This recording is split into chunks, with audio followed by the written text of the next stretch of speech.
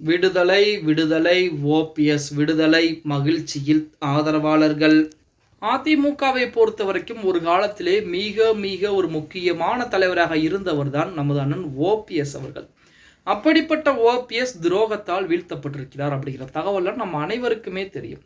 அதாவது துரோகத்துடைய சூழ்ச்சி வலையால் வீழ்த்தப்பட்டு மறுபடியும் அதிமுக மேலெழும்பி வர வேண்டும். அதிமுகவை பொறுத்த வரைக்கும் இனிமேல் தோல்விகள் என்பதே இருக்கக்கூடாது அப்படின்னு சொல்லி அதற்குரிய போராட்டங்களில் இறங்கினார். ஆனால் போராட்டங்கள் அனைத்தும் தோல்வியிலேயே முடிந்தது. இறுதியாக அதிமுக ஒன்றிணைந்தால் மட்டும்தான் 2026 சட்டமன்ற தேர்தலிலே ஜெயிக்க முடியும் அப்படிங்கிற நிலைப்பாடு அனைத்து இடங்களிலுமே எடுத்து கூறிவிட்டார். ஆனால் எடப்பாடி பழனிசாமி அதற்கு மறுப்பு தெரிவித்துக் கொண்டே இருக்கிறார். இப்படிப்பட்ட ஒரு சூழ்நிலையிலே அதிமுகவுடைய வழக்கு என்பது ஒரு புறம் இருந்தாலுமே இன்னொரு புறத்திலே ஓபிஎஸ் மீது சொத்து குவிப்பு வழக்கு என்பது குவிக்கப்பட்டிருக்கிறது.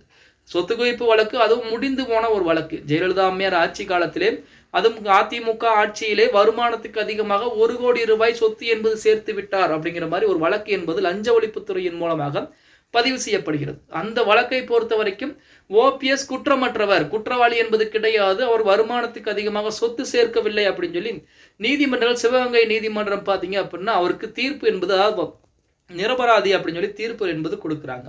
அந்த வழக்கை சென்னை உயர்நீதிமன்ற நீதிபதியாக இருக்கக்கூடிய ஆனந்த் வெங்கடேஸ்வர்கள் மறு விசாரணை செய்கிறார். அதுவுமே தாமாக முன் வந்து விசாரணைக்கு எடுக்கிறார்.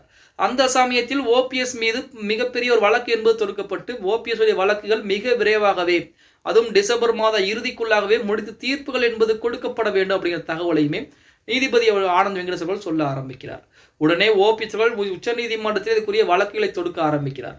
உச்சநீதிமன்றம் வழக்குகளை விசாரணை செய்து பார்த்துவிட்டு இதுக்கு முன்பாக தீர்ப்பு கொடுத்த நீதிமன்றத்துடைய விசாரணையும் ஆய்வு செய்துவிட்டு நமது ஆனந்த் வெங்கடேஸ்வர்கள் தொடுத்த மறு விசாரணை அந்த சொத்து குவிப்பு வழக்கை தாமாக முன் எடுத்த வழக்கை இடைக்கால தடை விதித்து மிகப்பெரிய ஒரு தீர்ப்பையும் கொடுத்திருக்காங்க அப்படின்னு சொல்லலாம். மிகப்பெரிய ஒரு தீர்ப்பு அப்படிங்கிறதுக்கு என்ன காரணம் அப்படின்னா சொத்து குவிப்பு வழக்கிலே ஓபிஎஸ் மீது குற்றம் சாட்டப்பட்டு நிரூபிக்கப்பட்டால் அவருடைய அரசியல் வாழ்க்கை மிகப்பெரிய ஒரு கேள்விக்குறியாக மாறிவிடும்.